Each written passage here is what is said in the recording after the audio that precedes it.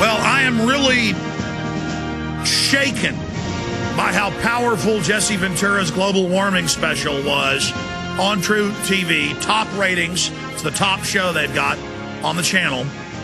That they start out with an open mind and conclude by the end that it's a global government fraud. They get Ben Santer to admit that he altered UN documents. See, ClimateGate is only the latest in what Lord Monckton and others for over a decade have been exposing systematic fraud. And I just can't believe they allowed this to air. I was talking to Michael Braverman, who is the producer of the show, Jesse Ventura's manager, last night. He called me, and he said, I can't believe they're allowing us to air this. I can't believe that they let us come out with the 9/11 information, with the HARP information, now this. But it shows that there's a major power struggle going on right now, and a lot of people in the establishment don't want to go into this world dictatorship. So major shakeups happening right now, but I am stunned that this aired. Lord Christopher Monckton is a big part of the hour-long special. He hasn't seen it yet, but he joins us for the rest of the hour from Copenhagen, Denmark, now into week number 2. Obama and others to speak tomorrow, the big grand finale. It ends early next week. And so joining us from Copenhagen to give us a report on the state of this global government establishment declaration of tyranny. It looks like it's in trouble, but he's the real expert and is on the ground and can tell us that. And what their strategy, what their plan B is going to be. I have a good idea, but I want to get it directly from Christopher Monckton. Sir, thank you so much for joining us. Well, Alex, it's a real pleasure to be with you again. Thank you. You're there. Give us your report on what you've witnessed in the last week and a half and the state of this event. Well, the first thing is it's been very like a Nuremberg rally. The people who come to these things are very nearly all of one mind only. As a very senior senator from Australia said to me this morning, as we were trying to get into the conference, and neither he, a senator from the Australia, nor I, a member of the House of Lords in Britain, albeit without a seat or a vote, neither of us could get into the conference today because they were excluding everybody except the delegates and a tiny, tiny token handful of outside observers, and we, whom they had on their blacklist because we disagreed with what they're trying to do there, were not allowed in. But what has been going on over the last 10 days is they've been trying to see whether they can get a binding treaty. And more or less at the outset, they realized they would have to abandon that because it would never pass the U.S. Senate. If they call it a treaty, it requires 2/3 of the U.S. Senate to vote for it, and there are just too many blue dog Democrats as well as sensible Republicans who will not vote for the destruction of the U.S. Constitution, for the establishment of a world government, for the bankrupting of the United States, for the destruction of working people's jobs right across the industries of the U.S., all of which will become unprofitable if anything like the original draft treaty had gone through. The word government has now been dropped from the treaty. Unfortunately, all of the principles of all of the structures, the democratic structures, I say undemocratic structures, I should say, of bureaucracy that they're going to put in place, these 700 separate new bureaucracies, all interlocking with the Secretariat of the Conference of the States Parties to the United Nations Framework Convention on Climate Change. These are the new entities that they're going to bring into being to create this world government.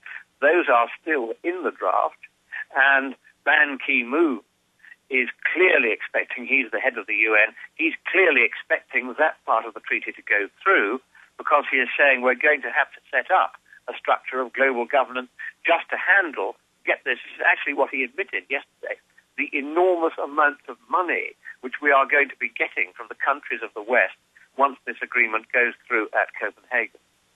So they are expecting to get this through. So all the reports you see about how the parties are fatally deadlocked, China has walked out, the African countries have walked out, everybody's complaining at the Danish government's handling of it, the Danish government says that it can no longer broker an agreement. All of these things are the traditional window dressing to try to disarm those of us who don't want any of this to succeed because we would rather like to preserve. So they're playing dead. They're playing possum. They're acting like they've been defeated. But you're giving us the dreadful news, Lord Christopher Monckton, is that you believe they will sign this agreement that really is a treaty, but on the surface isn't. And then it will be enforced through the bureaucracy. I mean, that's what Obama has promised. He has said to Congress last week, quote, "We will use command and control and circumvent the legislature, the parliamentary system, setting up a EU-style dictatorship through the bureaucracy." If he tries to do that, he will be impeached. The great thing about the United States Constitution is that it does not allow the president to rule on his own. It's very clear that there are three branches of the legislature. There are the two houses of Congress, and there is the executive branch, the president and his cabinet. And he cannot rule on his own. If he tries, he will be impeached. In fact, already there are those in the Republican camp who are beginning to look at the constitutional implications of some of the things the president has been saying. He had better tread very carefully indeed, or he will be out of office and in prison before he knows it. There are constitutional constraints which, thank God, may yet save not only America, but the rest of the world from what you rightly describe as a tyranny. That is what they had intended. And it was I who first revealed this when I got the first draft of this dreadful treaty and revealed its contents to the world in a speech in Minnesota, which has now been seen by 4 million people on YouTube.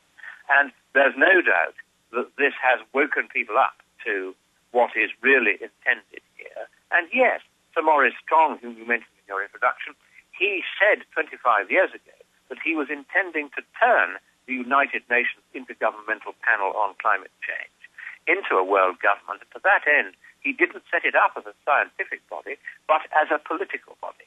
That was his original intention, and he has stuck to that throughout. You also mentioned Ben Santer, whose various fraudulent attempts to tamper with the scientific reports of the UN I have been exposing over the years. It was Santer who, on his own, rewrote the 1995 UN report on the climate, which had been submitted by 1,000 scientists. They'd agreed the text. The bureaucrats were furious that the scientists had said there is no indication of any human influence on global temperatures. They said it 5 times. They said it clearly. They said we don't know when such an effect will ever be discernible.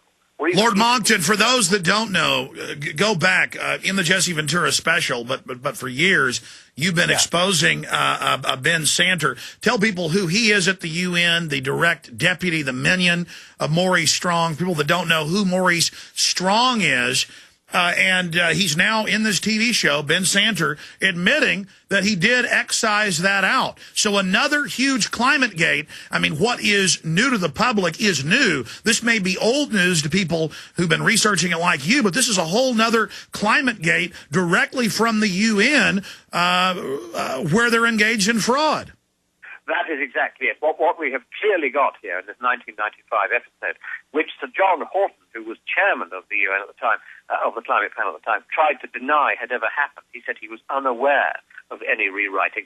He, in fact, knew perfectly well that this had been done because he and others in the UN have later said, but this was entirely within the UN's procedures. One man could rewrite the UN's report and say exactly the opposite of what the scientists said, because that was what the bureaucrats wanted. They didn't want the scientists to say there wasn't a problem. Otherwise, this UN climate panel would be closed down and there'd be no world government. So they got Santer to rewrite it. And he's now admitted on television that is what he did. I believe it's the first time he has admitted it. But I had the proof long ago that he'd done this. I've been saying so. In fact, I've done a tour of European Parliament in which I have revealed exactly which bits of the 1995 report he did rewrite. And so now it is much better known than it was that this had gone on. And of course, he is one of the Climate Gate emailers. He's intimately connected with the people who fraudulently abolished the medieval warm period in the UN's next report after 1995, which was in 2001. They had to abolish that because while it was plainly warmer in the medieval warm period than today, they couldn't say there's anything exceptional about today's temperature. The 1990 UN report had shown a graph showing that the medieval warm period was 1 or 2 degrees Celsius warmer than today. That's 3 or 4 Fahrenheit. And by 2001, they'd swept that away. It's the same team connected to Ben Santa by these emails at ClimateGate who had done that. And then in the 2007 report, they produced a bogus graph pretending that the rate of increase in temperatures over the past 150 years has itself been accelerating ever more rapidly as you come closer to the present. Now, that graph was bogus, and it was in fact fraudulent. And I saw Rajendra Pachauri, the chairman of the IPCC, at a lecture at the University of Copenhagen 2 nights ago, using that bogus graph, which he knew was bogus.